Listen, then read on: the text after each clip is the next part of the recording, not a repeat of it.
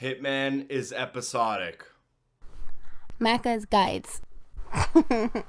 Hey guys, Macca here. Welcome to the discussion video. Before we get started, a quick sponsored shout out from Full Sail University. Gaming is a huge industry where creative individuals are needed to make the next big game. And if you want to get involved in gaming, Full Sail University can show you the way to get started. If you want to make video game art, the Game Art undergraduate degree shows you the tools that the professionals use. Prefer coding? There's a game development undergrad degree for that. And what about mobile games? There's a mobile game development graduate program too. Full Sail graduates have went on to work on games like Destiny, Far Cry 4, and the Call of Duty series. And you'll obviously need the right tools and technology to learn, which is why Full Sail students receive laptops with all the software they need. So visit fullsail.edu/YouTube for more information, or click down in the description below. Thanks! Just a few quick notes before we get started. This is a bit of a rant video because I'm really disappointed that Hitman has become an episodic game. But I'm still going to give it the benefit of the doubt, and hopefully, obviously, I'm going to go in open-minded, hoping for the best. And to give respect where respect is due, the Hitman Collector's Edition still looks pretty friggin' awesome. Feel free to use the link in the description below to check it out. So for those who might not have heard, maybe they need a little bit of catching up as to exactly how this game is going to be released, Hitman has become a fully episodic game, and only an episodic game, as of last week, middle of January 2016. What this means is that there is no physical launch with a disc coming anytime soon, although they still plan one for the end of 2016, but their plans might change. Right now, the game is going to cost $15, and if you buy the full version, you will have access to all the content that comes out after. You won't have any more content than the person who pays $15 and you pay $60. You guys will have the same amount of content on the first day through the first month. So this isn't necessarily that different from what they initially planned. What they initially planned was an intro pack for $15. Players could buy in and get a small subset of content and then decide using that content if they want to buy the full game. And the full game was still going to be released. But now, instead, everyone gets that first content pack at whatever price point they buy. And again, you can buy just that $50 pack and then spend $10 every month additionally to get more content. Or you can buy the full game right away, but you still have to wait for all the content to come out later. The game will be shipping with only the prologue and the Paris location to start with. After that, they'll be adding the other locations such as the US, Japan, there's a place in Italy, and another tropical location. They'll be adding two of them in May and April, which is the 2 months after launch, and then there's another 3 scheduled for later in the year 2016. So that's the information part out of the way. Now is the opinion part, and to put it like very bluntly, this is really stupid in my opinion. Maybe you agree, maybe you disagree. Let me try to talk my way out of it. So I asked you guys, hey, what are your opinions about Hitman going episodic? And the Cam Baxter said, hey, this is stupid, just another plan for greedy AAA companies to get some money. I would disagree with that statement. I don't think that this is necessarily a tactic for money because they're making the same amount of money or even less in a way. The people who bought in at $60 actually have to, a lot of them got their pre-orders canceled and reverted to a $15 pre-order. A lot of people don't like the season pass idea. I know a lot of people actually backed out. I don't think this is necessarily a greedy way to do it because they're probably going to make the same amount of money, assuming that nobody changed their opinion based on this announcement. Although I think this announcement actually changed a lot of opinions negatively. From a business perspective, I don't think they did this to be greedy. Edward brought up a good point and said maybe it's their way of avoiding another delay and just release content as it's ready instead. So that's what I think actually happened. I think that they went, hey, we've already delayed this game once, twice. It's already 2016. We've been working on this game for what seems like forever. We've dumped a lot of money into it. People are ready for this game. We've put a lot of our marketing dollars into letting people know that it's going to be available in early March. We don't want to compete with all those games coming out in November like we did. Like, we don't want to compete with Fallout 4.5, Halo 6, and whatever else is coming out at the end of the year. So we should release in this March window. We're going to make more money in this March window. How do we do that even though our game isn't ready? Make it episodic. And I think that's what they did.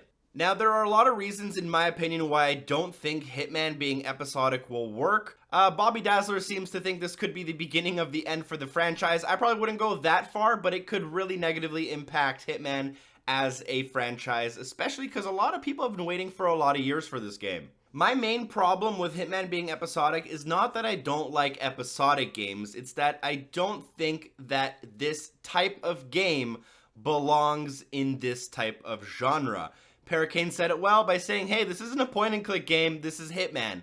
And Hitman is a game, a stealth game, a game that takes skill, planning, and adapting to your environment. That's something that a player learns over time. I feel like games with real mechanics, complexity, and skill requirements shouldn't be episodic. You're not giving the player the environment to learn and improve. If in the first mission I learn that I can pick up a spatula and whack the guy in the back of the head, and 3 months later a new map comes out, I might not remember some of the subtleties about the gameplay. That might be a bad example, but I think you guys know what I mean. You have to learn and continue to play. For a lot of people who play a lot of different games, there's just certain things you'll forget, and you might come back, feel frustrated that you don't necessarily feel like you know what you're doing.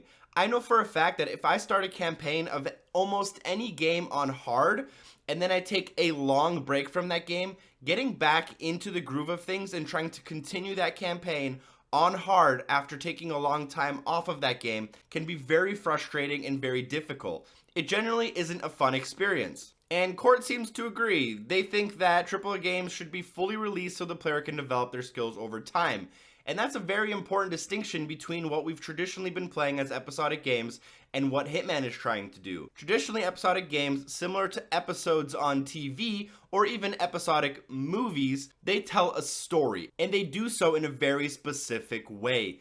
Those are games that have minimalistic gameplay and have a very big emphasis on the story, developing the characters, and leaving each episode on a cliffhanger. Those games were designed from the ground up to be episodic. Hitman was not. We're going to finish the Paris level, and I wouldn't be surprised. There's going to be no cliffhanger. There's going to be, other than wanting more gameplay, there's going to be no want for the average player to want to get the next episode. So you can probably tell I'm not a big fan. I don't think this is the type of game that needs to be episodic. If you ask yourself the question, is this bad?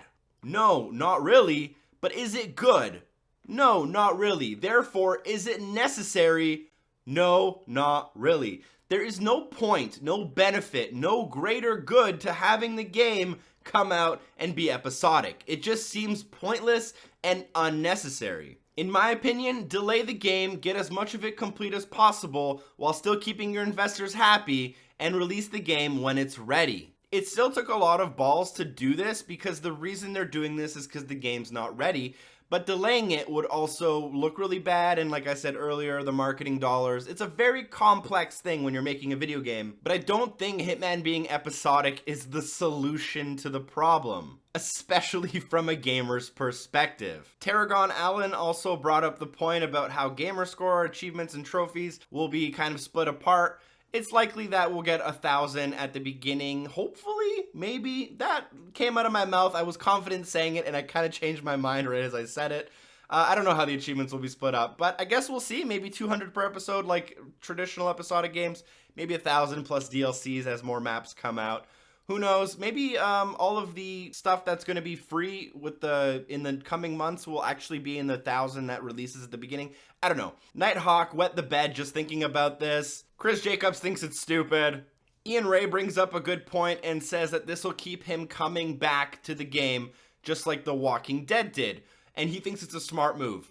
And from a traditional perspective, recently what's been happening, you guys have probably seen it with games like Destiny especially, even Halo 5, a lot of games are releasing feature light. What that means is they're very basic games. Traditionally, they're very good games. Destiny has a very good gameplay fundamental basis. Halo 5 has a very good basis, but they are feature light. And these games are trying their best to have people come back more and more and more through smaller updates and then bigger DLCs and expansions months after release.